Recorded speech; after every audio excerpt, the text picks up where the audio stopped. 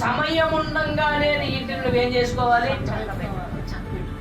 అంటే సమయం ఉండంగానే నీ యొక్క శరీరాన్ని కానీ, నీ కుటుంబాన్ని కానీ, నీ కొన్ని గుణాలని చక్కబెట్టి. కొంతమంది ఈనాడు ఎలా అయిపోయారంటే సమయం సరి చేసుకోగలిగే సమయం ఉన్నంతసేపు ఏమో సరి చేసుకోవట్లా, చేయి జారిపోయిన తర్వాత. ఇప్పుడు ధనవంతుడు ఏం చేశాడు? దేవుడు ఎంతో సమయం ఇచ్చాడు ధనవంతుడికి, లాజరుకి సమయం ఇచ్చాడు.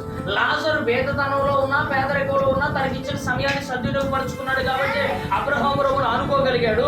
తనకిచ్చిన సమయాన్ని అంతటినీ వ్యర్థం చేసుకున్నాడు కాబట్టి ధనవంతుడు ఎక్కడికి వెళ్ళిపోయాడండి?